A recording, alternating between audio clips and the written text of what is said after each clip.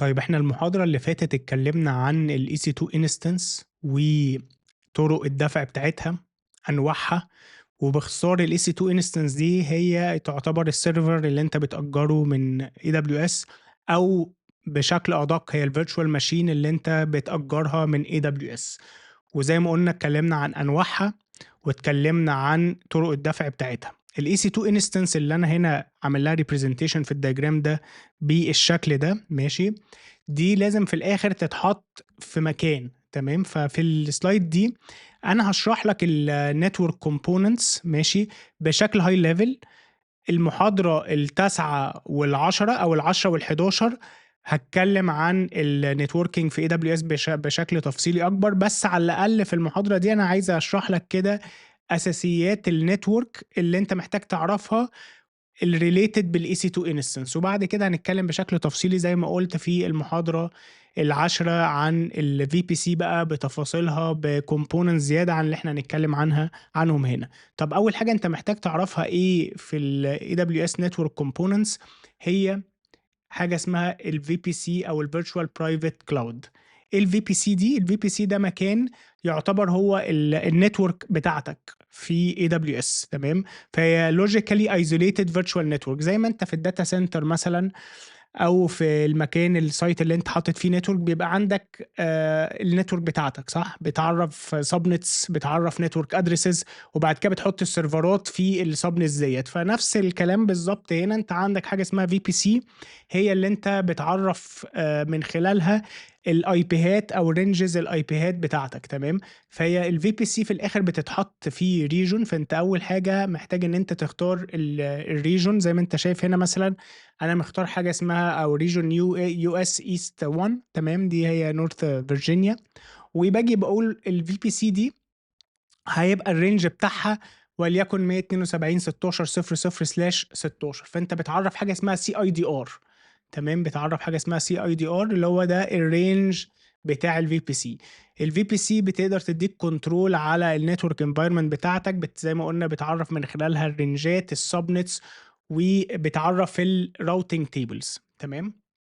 طيب تاني حاجة السبنتس. لو هنتكلم بقى بشكل تفصيلي أكبر عن كل كومبوننت جوه الفي بي سي، أو هتكلم النهاردة على تو كومبوننتس مهمين جوه الفي بي سي: السبنت والانترنت جيت واي.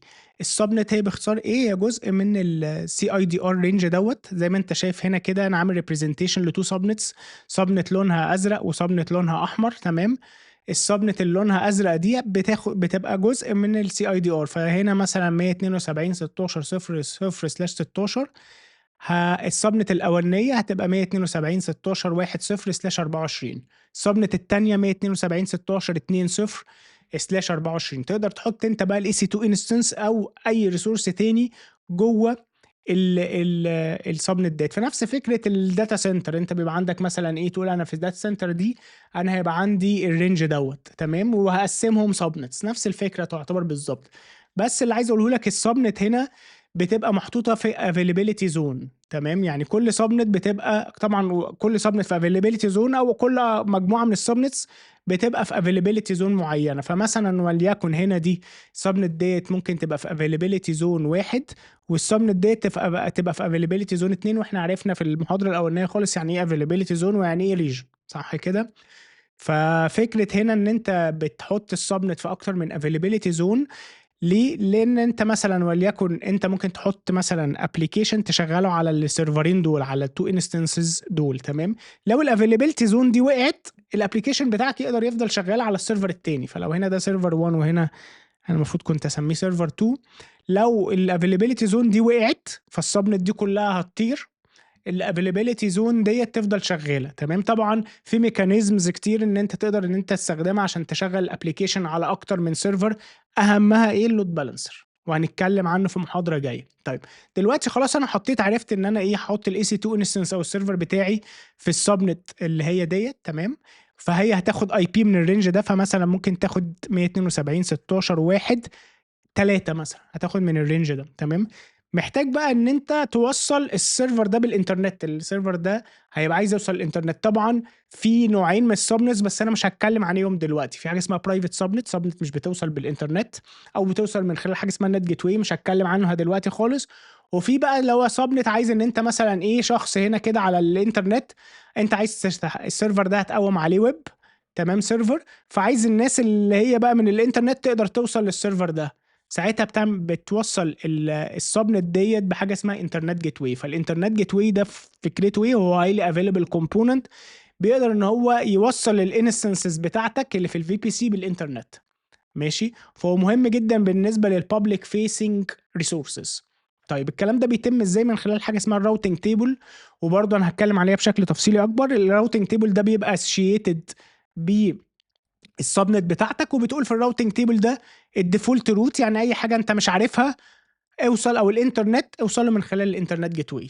بس كده، فكده الراجل ده او السيرفر ده لما يجي يوصل، عايز يوصل للانترنت، بيطلع على الانترنت جيت واي عشان يوصل للانترنت، تمام.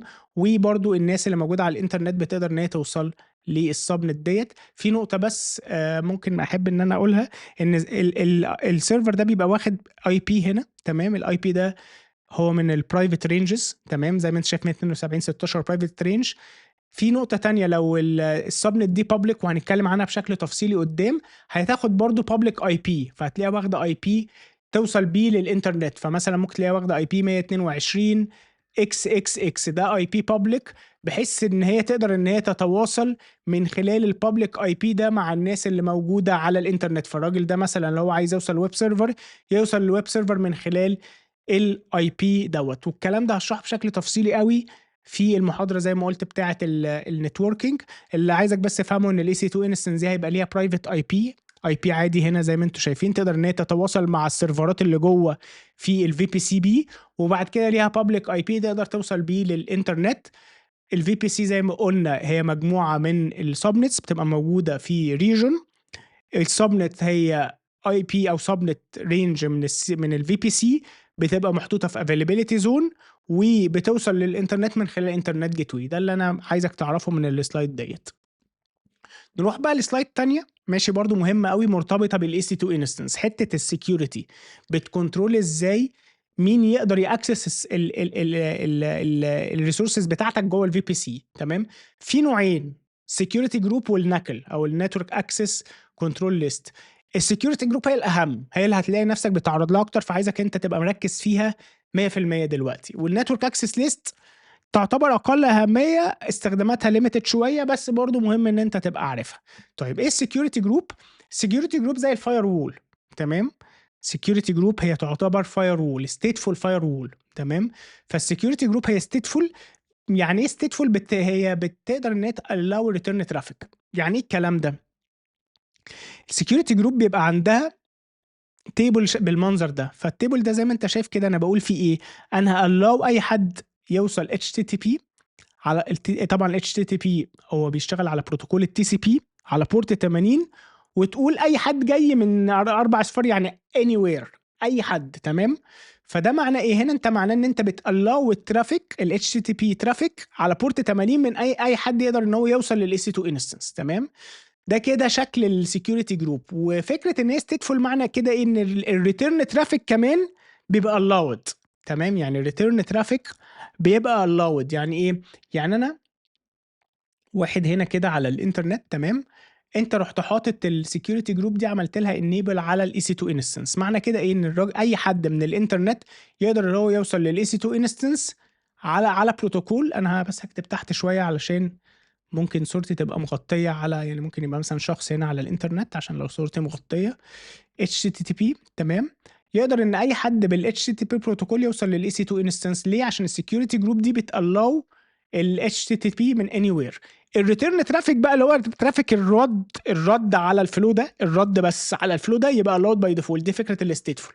مش عايز اقعد انفست تايم فيها، انا شرحت في الكورس CCNA الفرق ما بين الفاير وول والاي بي اس ويعني ايه ستيتفول، ويعني اول 10 محاضرات. لو انت محتاس شويه في النتورك، ارجع لكورس CCNA اللي انا عامله، هينجزك. طيب يبقى اول حاجه السكيورتي جروب ستيتفول.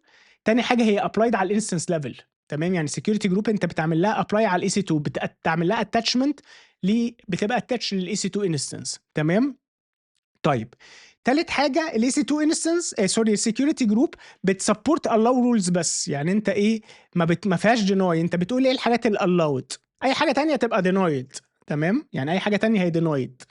انت بتيجي تقول ايه، انا هالو دوت ال HTTP وال SSH، وال SSH ممكن تقول من IP معين او من سبنت معينه مثلا، فاهم؟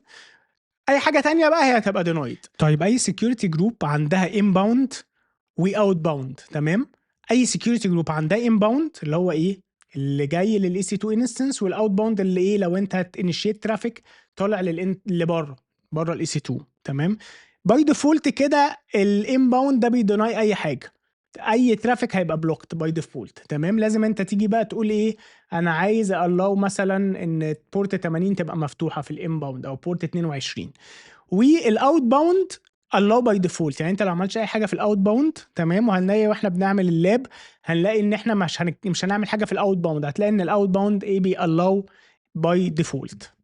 طيب الناكل او النتورك اكسس كنترول ليست دي بتطبق على السبنت زي ما انت شايف كده، مش احنا هنا قلنا ان في سبنت، تمام؟ على مستوى السبنت دي بتقول مين الايبات اللي تقدر تتكلم مع السبنت دي، ومين السبنت دي تقدر تكلم مين، تمام؟ فهي ستيتلس، تعتبر ستيتلس فاير وول. ليه؟ لان انت لازم تديفاين الانباوند والاوت باوند، يعني انت لو جيت عملت الاو ان اي حد يقدر يكلم اس اتش على السبنت ديت، وجيت في الاوت باوند رحت عامل ديناي، تمام؟ عامل ديناي لكل حاجه، الترافيك ده مش هيشتغل. ليه؟ لان هو شغال ستيتلس يعني ايه؟ يعني انت لازم تقول مين اللي يكلم هنا، ماشي؟ والترافيك اللي خارج مين برضو بالظبط. الريبلاي مش allowed باي ديفولت، يعني احنا هنا قلنا ان انت الريبلاي بيبقى allowed باي ديفولت في الستيتلس، وبرضو مش عايز اقعد اتكلم كتير عن الفرق ما بين الستيتفول والستيتلس عشان ده بره التوبيك بتاع كلاود. بس باختصار الستيتلس انت لازم تعرف الانباوند وتعرف الاوت باوند سيبريتلي، كل واحد بيتعامل بشكل سيبريتلي تماما، وهي بتبقى ابلايد على السبنت ليفل زي ما قلت، ماشي؟ طيب كل رول زي ما انت شايف كده بيبقى في مجموعه من الرولز في النكل، ماشي؟ كل واحده بيبقى ليها رقم، ماشي؟ والرقم ده كل ما يقل كل ما البريورتي تبقى اعلى. فمثلا تخيل كده ان انت مثلا حاطط هنا على السبنت مثلا رقم 1، ماشي؟ عامل على الانباوند، عامل نكل فيها تو رولز، رول 100 ورول 200. رول 100 بتديناي اي ترافيك، ورول 200 بتالاو الترافيك اللي جاي من 10 0 0 0 16. اللي بيحصل اي دبليو اس بتبروسس الرولز من اللوست نمبر للهايست نمبر، فهي بتبتدي تشوف كل سطر وبتبتدي تشوف السطور اللي هي باقل رقم وبعد كده السطور اللي هي باعلى رقم، فالسطر ده هيتشاف قبل السطر ده، وبعد كده لو في ماتش خلاص ما بتبصش على بقيه السطور. فليكن مثلا هنا مثلا 10 0 0 2 ده اي بي عايز يكلم السبنت بتاعتك، ماشي؟ عايز يكلم السبنت بتاعتك، ماشي؟ او مثلا 10 0 10 0 مثلا 1، ماشي؟ او خلينا مثلا 10 0 4 دوت 5، اي اي بي في الرينج ال 10، ماشي؟ انا بتكلم على الرينج ده اللي هو 10 0 0 0 سلاش 16، عايز يكلم السبنت بتاعتك، تمام؟ فانت ايه اللي هيحصل؟ هتبتدي اي دبليو اس لو انت حاطط نكل على السبنت ليفل هتبتدي تشوف اول رول كده، هل انا بماتش فيها ولا لا؟ اول رول بتقول ديناي اي حد، الراجل ده مش هيعدي حتى لو في الله ل 10 في السطر اللي بعده. ليه؟ لان في رول برقم اقل اللي هي اعلى برايورتي عملت ديناي للترافيك، تمام كده؟ لو انت عايز دي ال10 تعدي محتاج ان انت تسويتش بقى الرقمين، يعني تخلي دي يبقى 100 ودي 200. ده باختصار الفرق ما بين الناكل والسكيورتي جروب. تعال نشوف بقى كل الكلام اللي احنا اتكلمنا عنه ده بشكل عام. طيب انا هنا على الكونسول بتاع اي دبليو اس في السيرشنج بار هنا ممكن اكتب اسم السيرفيس اللي انا عايز اعمل لها كونفيجريشن، فممكن اكتب مثلا في بي سي، تمام؟ او اكتب EC2 انستنس، ماشي؟ لو هكريت EC2 انستنس او اي سيرفيس بقى، ماشي؟ طيب خلينا نرجع للفي بي سي تاني. واهم حاجه ان انت تختار الريجون مظبوط، انت عايز تحط الفي بي سي دي فين؟ انا هحطها في نورث فيرجينيا، تمام؟ ده كده اول حاجه كده، بسم الله الرحمن الرحيم. بعد كده هنا بيقول لك كرييت في بي سي، هتدوس عليها. في هنا بيقول لك ايه، عايز تكريت في بي سي بس تدي بس اسم الفي بي سي والسي اي دي ار رينج، ماشي؟ لو 172 مثلا 16 الرينج اللي انت عايز تحطه الفي بي سي، ولا عايز تكريت في بي سي وحاجات تانية. هنا هيكريت لك الفي بي سي ومعاها بقى السبنتس والراوتنج تيبل وشويه حاجات تانية، تمام؟ فهنا اقول له ماشي كرييت ايه VPC and more. هنا بيقول لك ان انت لو عايز مثلا تستخدم تاج معين يبقى يميز الفي بي سي والسبنتس بتاعتك، فزي ما انت شايف كده لما كتبت كلاود كود هيسميها كلاود كود في بي سي، وهكذا في السبنتس والراوتنج تيبل. تمام. طب ايه الرينج اللي انت عايز تكريت بيه السي اي دي ار بتاع الفي بي سي؟ هيبقى 172 16 16 سلاش 16. طبعا ده حسب كل بقى ايه واحد عايز يحط الرينجات بتاعته ايه. انا بس هحط زي ايه الرسمه اللي انا كنت عاملها كرييشن. هنا بيقول لي طب انت عايز تحط السبنس بتاعتك في كام افيلابيلتي زون؟ تمام. انا برضو هرجع واقول ايه انا شارح الكلام ده بتفاصيل اكتر في النتورك سيشن، فبس انا الغرض من المحاضره دي ان انا اشرح لك الاي سي 2 انستنس مش الفي بي سي. تمام. بس عشان تفهم الاي سي 2 انستنس محتاج اساسيات في الفي بي سي، فمش عايزين نخش في تفاصيل كتير. انا هعمل بس افيلابيلتي زون واحده، بابليك سبنت هختار بابليك سبنت واحده، برايفت سبنت هختار صفر، وهنعرف الفرق التاني ما بين البابليك والبرايفت قدام. كذلك مع النت جيت واي، كذلك مع كل الكلام ده. انا دلوقتي بس كل اللي هعمله ايه، انا كريت في بي سي ماشي، واديت اسم كلاود كود، وقلت ان هي هيبقى في بابليك سبنت وكرييت اي في بي سي. هنا بيقول لي ايه، معلش تاني، او معلش في تايبو محتاج ايه اظبطه. كرييت في بي سي، هنا هو بقى بيكريت على طول الفي بي سي بالسبنت بالانترنت جيت واي بالراوتنج تيبل بكل الكلام ده. تمام. بعد كده بيقول لك بص كده على الفي بي سي، زي ما انت شايف كده ده شكل ايه الفي بي سي. تمام. ده شكل السبنتس. انا عندي سبنت واحده قلت له كريتها لي، وعايز اخدك لحته بتاعت النتورك اكسس ليست. لو تفتكر قلت لك ان في حاجه اسمها الناكل على مستوى السبنت. زي ما انت شايف كده الناكل باي ديفولت بتالاو اي حاجه، يعني انت هنا في رول 100 بتالاو اي ترافيك جاي من اي حته في الانباوند وفي الاوت باوند. تمام كده. ده كده انا خلصت ايه سريعا فكره الفي بي سي. عايز بس اوريك ان في حاجه اسمها راوتنج تيبل. الراوتنج تيبل بتاع السبنت ديت ماشي، زي ما انت شايف كده بيرمي على الانترنت جيت واي ديفولت روت، بيرمي على الانترنت جيت واي هنا. والحته دي انت المفروض ان انا ايه شرحتها لك سريعا، وزي ما قلت لك الكلام ده بتفاصيل بقى اكبر قدام. الخطوه الجايه ايه، انا هكريت في بي سي سوري هكريت اي سي 2 انستنس هحطها في السبنت ديت. تمام. فانا هعمل ايه، هروح على اي سي 2 هنا انستنس. تعالى بقى نكريت الاي سي 2 انستنس، وهي دي الحته اللي انا فارقه معايا. طيب هعمل ايه، هسمي بيقول لك هنا سمي الاي سي 2 انستنس، هتسميها ايه، هسميها ويب داش سيرفر. تمام. فانا هعمل سيرفر ويب سيرفر دلوقتي من خلال الاي سي 2 انستنس. بيقول لي هنا ايه، بيقول لي اختار الاوبريتنج سيستم، هختار امازون لينكس، ممكن تختار اوبونتو، ممكن تختار ويندوز، ريد هات. ماشي. طيب بعد كده هنا بيقول لك الانستنس تايب، واحنا كنا اتكلمنا في المحاضره الثانيه عن انواع الانستنسز، وهنا بيقول لك دي فري تير. فانت لو انت في الفري تير في اول سنه بتاعه الفري تير التي 3 مايكرو دي كده انت في الفري تير تقدر ان انت تستخدمها وانت ايه مطمن. وزي ما قلنا هي ليها عدد ساعات معين 750 ساعة في الشهر، وانا كنت حاطط في المحاضرة الاولى لينك للفري تير بحيث ان انت تعرف. هنا هو بيقول لك الفيرست يير 750 ساعة بير مانث على التي 2 مايكرو او التي 3 مايكرو. طيب هل احنا تقدر ان انت تكونفيجر طبعا اي سي 2 انستنس بتايب تاني، زي ما انت شايف كده هنا السي 5 لارج مثلا بيقول لك ان دي من السي 5 فاميلي، وبتبقى فيها 2 فيرتشوال سي بي يو و4 جيجا ميموري. وبيقول لك لو انت على الويندوز ده اللي هتبقى بير اور كذا، او لو انت لينكس هتبقى بير اور كذا. طيب انا هثبت على التي 3 مايكرو. في حاجه اسمها هنا كي بير. كي بير فكرته ايه، انا يعني انا طبعا كنت مكريت قبل كده كي بير فاختاره، او ممكن تعمل حاجه اسمها كرييت، تدوس هنا على كرييت نيو بير. الكي بير دي ان انت بتكريت بابليك وبرايفت كي. البابليك كي بيبقى اتاتش او بيبقى موجود على الماشين، وانت بتاخد البرايفت كي دي تحطه بقى على اللينكس ماشين بتاعتك، تحطه على اللابتوب بتاعك وتقدر تاكسس بيه الماشين.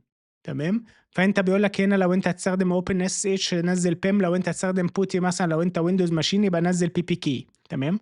انا اوريدي مكريت كي بير ماشي، وانا على ماك ماشين. تمام.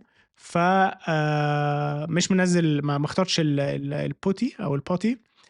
بعد كده هنا بيقول لك إيه، بيقول لك الnetwork settings دي حتّة مهمة جدًا، بيقول لك عايز تحطها في أنهي VPC، ممكن يبقى عندك أكتر من VPC، فأنا هاختار الVPC، إحنا عندنا VPC واحدة فاختار الVPC دي.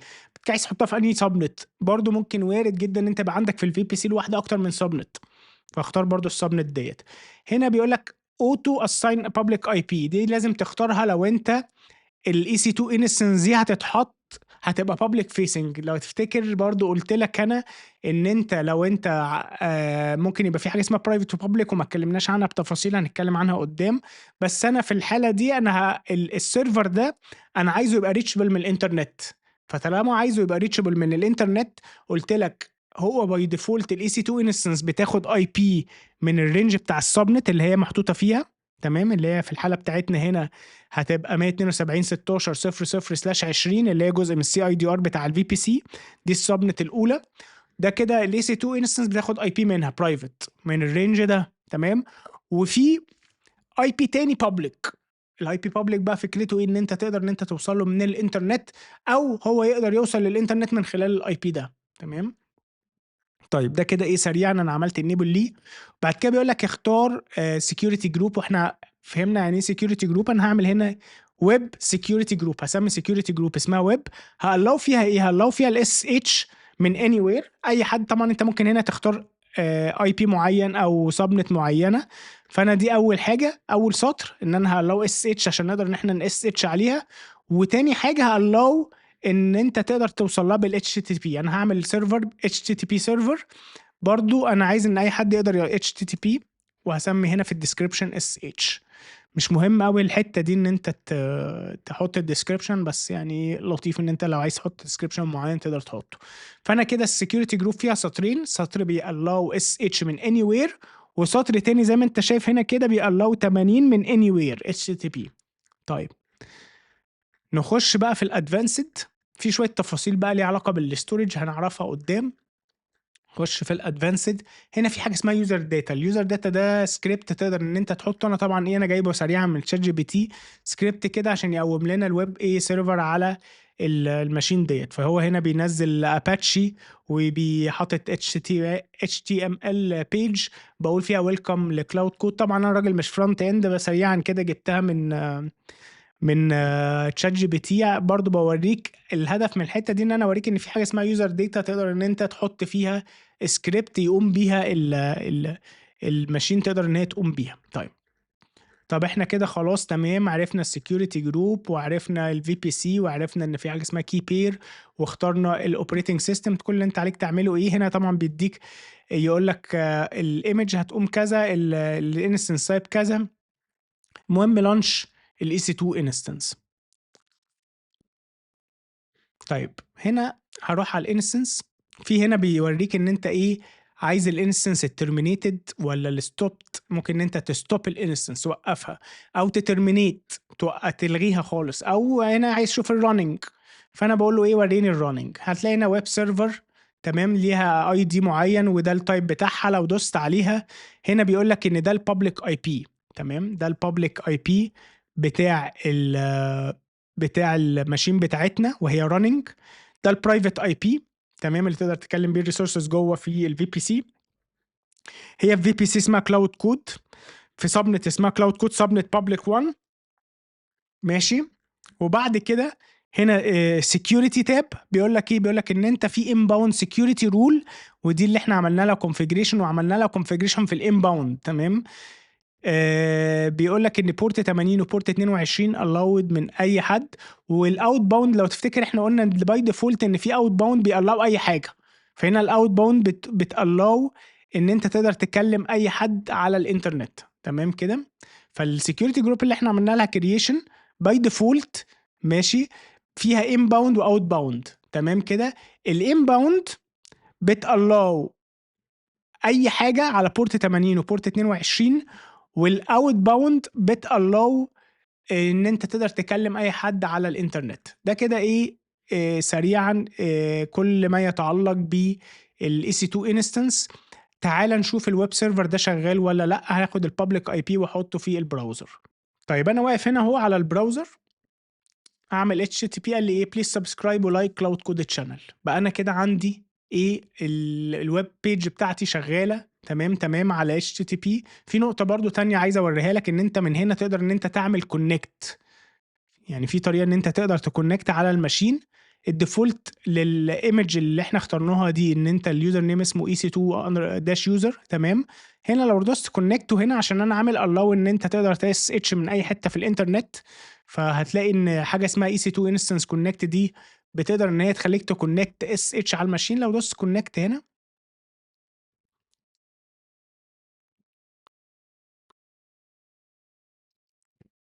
انا كده واقف على الماشين عادي جدا تمام. انا كده دخلت على الماشين وده اليوزر نيم. في طريقه تانية ممكن ان انت لو انت على ويندوز تنزل بوتي تكونكت بيه على الماشين، بس يبقى معاك الكي بير. او لو انا على الماك هوريك دلوقتي ازاي ان انا اقدر اعمل اكسس على الماشين من الماك لابتوب بتاعي. طب بص، تعالى اقول لك كده انا عملت ايه سريعا على الماشين الماك. انا نزلت الكي، نزل في الداونلودز، فعملت له موف على الديفولت فولدر اللي هو الدايركتوري اس اتش تمام. فانا نقلت الكي على الديفولت دايركتوري بتاعت الاس اتش على الماشين عندي. وبعد كده ظبطت البرميشن للكي ده تمام بالكوماند ده تمام. وبعد كده بقى الخطوه الاخيره هنا رحت عامل ايه، حط اس اتش ماينس اي، بتقول انا عايز اعمل اس اتش، استخدم اس اتش باستخدام الكي اللي هو موجود في الباث الفلاني تمام. طبعا الباث ده مش مهم، انا قلت لك انا حطيته في الباث ده، اللي هو ممكن تحطه في اي باث، ممكن تحطه على اي دايركتوري تاني، مش قصه ماشي. وبعد كده ده الديفولت يوزر نيم بتاع الايمج اللي احنا كنا مختارينها تمام. وبعد كده هنا ده الاي بي، البابليك اي بي اللي طالع لك. هروح عامل كده، هتلاقي نفسك دخلت على الماشين عادي من اللابتوب بتاعك. او لو انت البوتي بقى ليه قصة تانية، ممكن معلش اسأل تشات جي بي تي او حاجة، لان انا شغال على ماك ماشين. بس هو الموضوع بسيط جدا، هتفتح البوتي وتحط الكي في حتة معينة، وتقدر ان انت تعمل اس اتش برضو على الاي بي تقدر ان انت تكونكت عليه من اي حتة في العالم. بس يعني اوير ان انت محتاج ان انت تميك شور ان الاي بي allowed، سواء انت عامل 4 اصفار ودي مش احسن حاجه في الدنيا، او تقلو اي بي معين اللي هو الاي بي بتاع بيتك، او ايا كان انت تقدر تاكسس الماشين ديت.